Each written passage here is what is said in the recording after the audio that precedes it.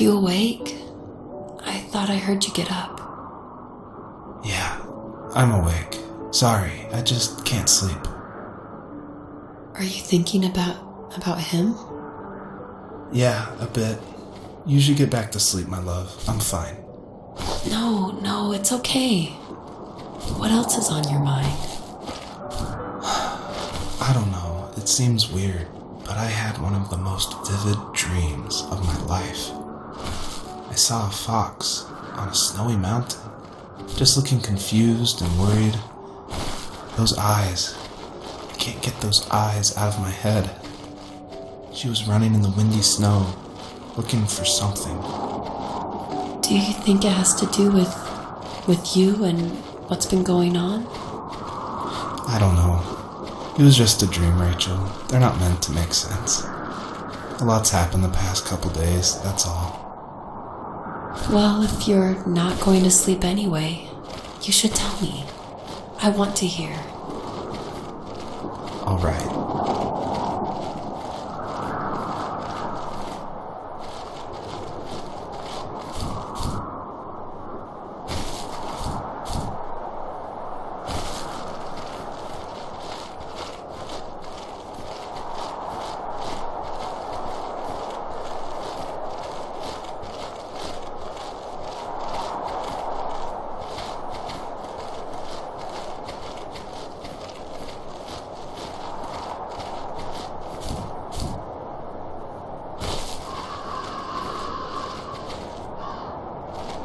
So, not far from her home, she followed that path to something unexpected.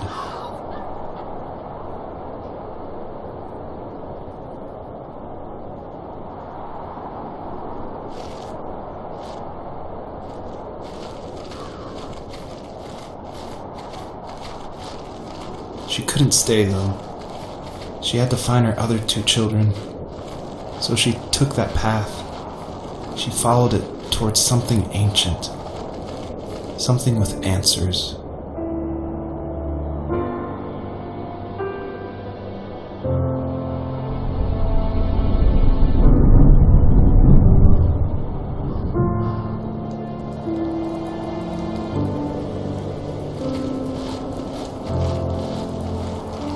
The fox looked high and low, searching for any sign of her cubs. Points of light showed the way to this ancient tree. It was as if each one had a story to tell, all their own. The land was trying to tell my story, too. I felt like I was right behind her the whole time.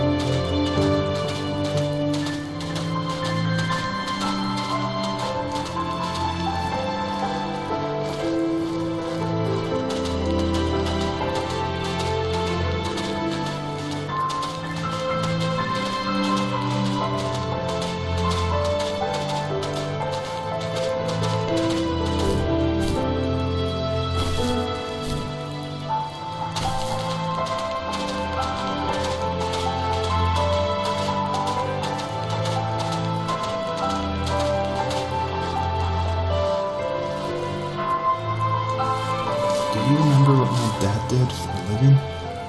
Wasn't he like a lumberjack? That's one way of putting it. If wood was a canvas, then a carving knife was his paintbrush.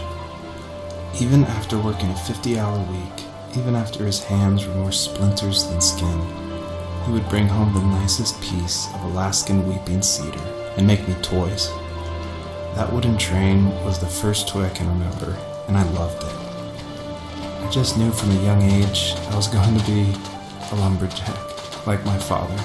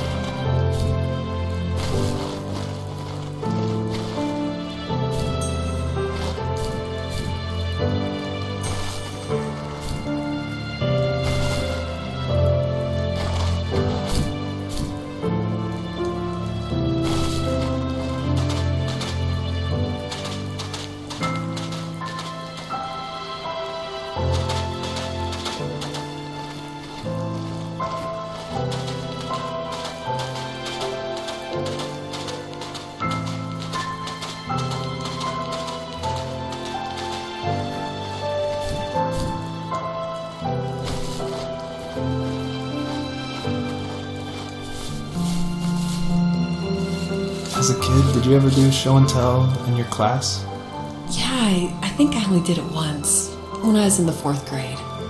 You know how my life was around then.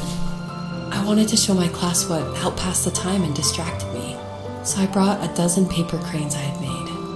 I think I told everyone how badly I wanted to be a bird and fly, embarrassingly enough. Don't be embarrassed. Every kid wants to fly. For me, it was another toy from my dad, a wooden boat. I remember guarding it so carefully in my hands as I walked into class. When I sat down, a group of boys immediately made fun of it. They asked which trash can I found it in, or why an ugly log was my favorite toy. When I got up, I didn't even want to tell them my dad had carved it. I said it was a joke gift my friends had given me. Kids can be so cool. Some of them are. I shouldn't have let them get to me, but it did. It's amazing we bounced back at all.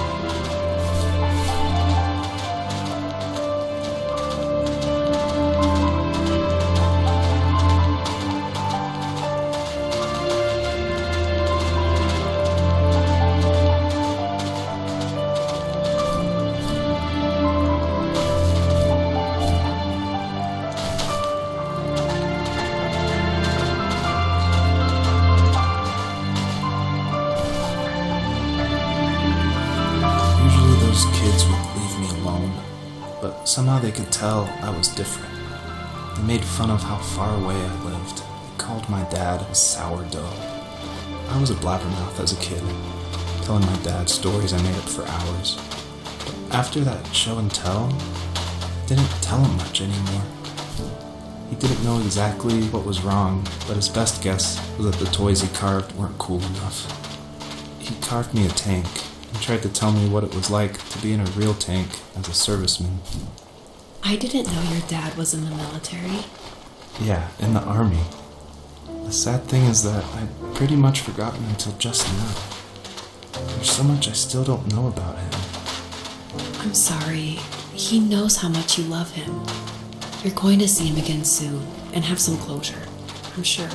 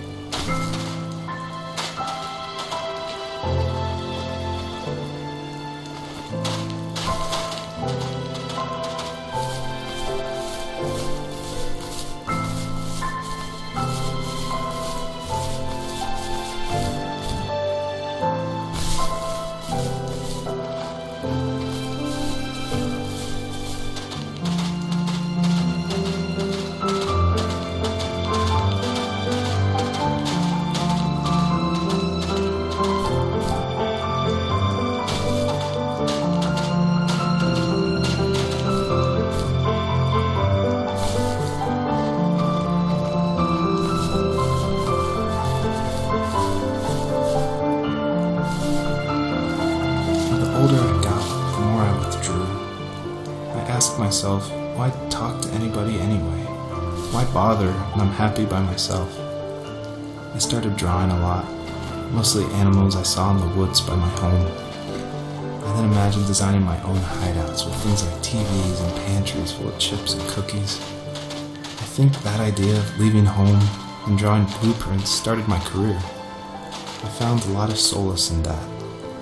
I'm not surprised, but I did the same thing, you know?